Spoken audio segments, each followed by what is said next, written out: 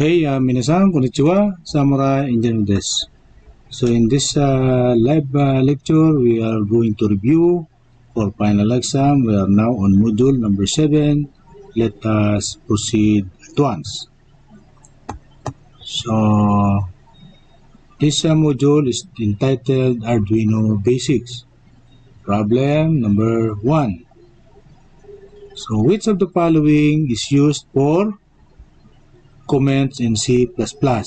A, this format, okay? So B, this format.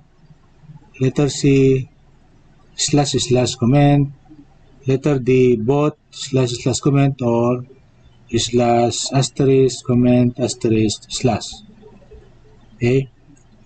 So the answer to this is letter D. It is both / comment or / comment */. Okay? Usually, the / and * pair is used for multiple line comments. Okay? So the / comment is per line basis. Okay?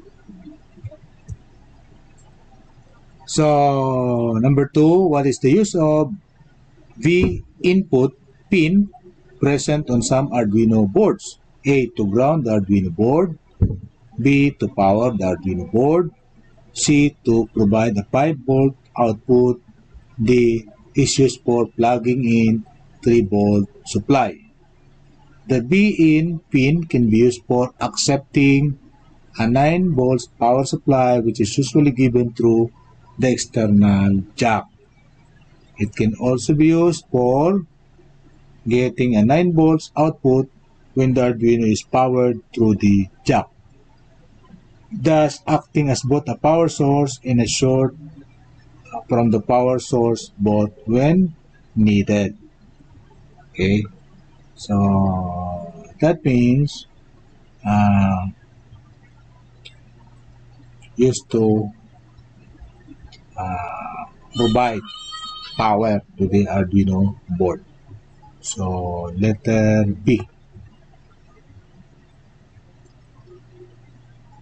So number 3, what is the correct execution process of Arduino code?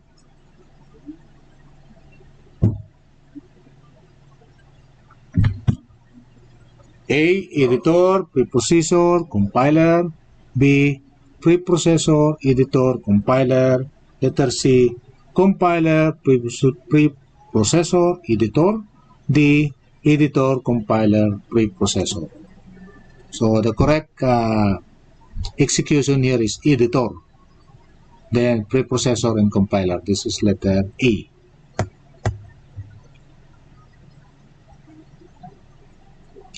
What is the microcontroller used in Arduino UNO? A, 80 mega 32114. B, 8091 SAM 3x8E. C, 80 mega 2560. D, 80 mega 328P. So the answer to this is letter D, which is the microcontroller that is 32 kilobytes plus ROM and 8-bit microcontroller. Number 5, which board is the first to use a microcontroller within the build USB? A, RIPboard. B, Leonardo. C, Lilypad. D, UNO. So the answer to this is Leonardo. It is the first development board to use one microcontroller with built-in USB. This means that it can be cheaper and simple, and also code libraries are available which allow board to emulate a computer keyboard, etc. Okay. So number 6, what happens if the following C++ statement is compiled and executed? So you cannot see this, so I will compiled and executed. Okay. What statement? These two statements. Int asterisk PTR is equal to null, semicolon. Delete PTR, semicolon. A, the program is not semantically correct. B, the program is compiled and executed successfully. C, the program gives a compile time error. D, the program compiled successfully but throws an error during runtime. Which do you think? So, is this a valid statement? That is what we are going to do. Understand if this line by line, are valid. So, this line and this line. Are these lines valid? I think they are semantically and syntactically, by syntax meaning format, correct. C++ allows the programmer to delete a null pointer. So, this is just a null pointer, and that is ended with semicolon. Then delete that pointer with the semicolon. That's therefore the program is compiled and executed successfully. Letter B. There's nothing wrong about that statements. Okay. Number 7. What is the function of the IOREF or IOREF or input-output reference pin on the Arduino UNO? A, to take input voltage and set it as a reference for all GPIOs and operations. B, to provide a constant 12 volt DC supply. C, to provide ground. Letter D, to provide voltage corresponding to the standard GPIO working voltage of the board. Okay, so the input-output reference pin provides the operation voltage reference for the Arduino. Usually, on most Arduino boards, that is 5 volts. But on the others, like the Similia, it is 3.3 volts. However, but this pin should not be at any given time connected to a load as a power source. This is just for reference purposes. You cannot use this otherwise. Okay. So number 8, what will be the output of the following C++ code? Has include, then IOStream, has include string, meaning I would like to include IOStream and I would like to include string. Using namespace std, colon, or semicolon. Okay. int main, quantity, int argc, comma, char, const, asterisk argv, then square parenthesis, then close parenthesis, then open brace, char s1 square parenthesis 6 is equal to double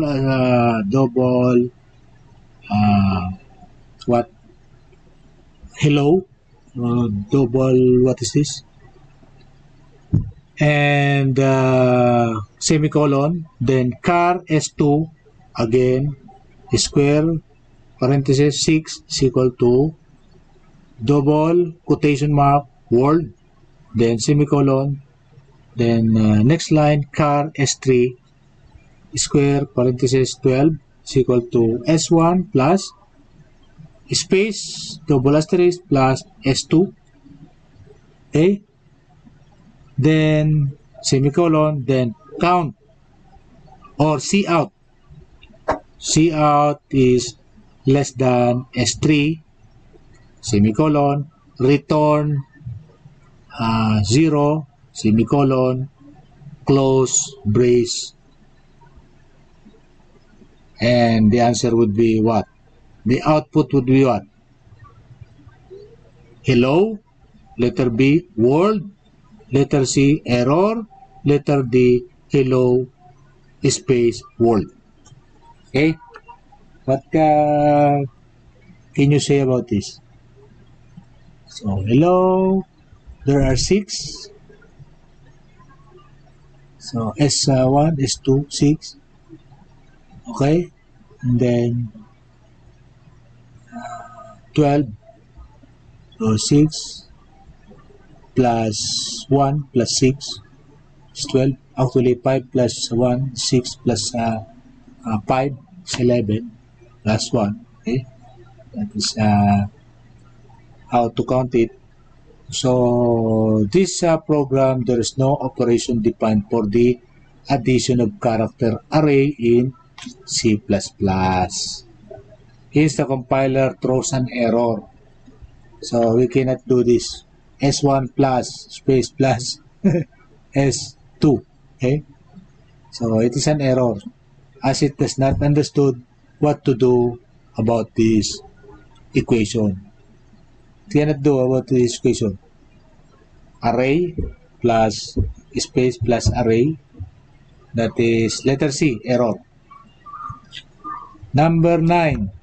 Which software is used to upload the Arduino sketches to the board? A.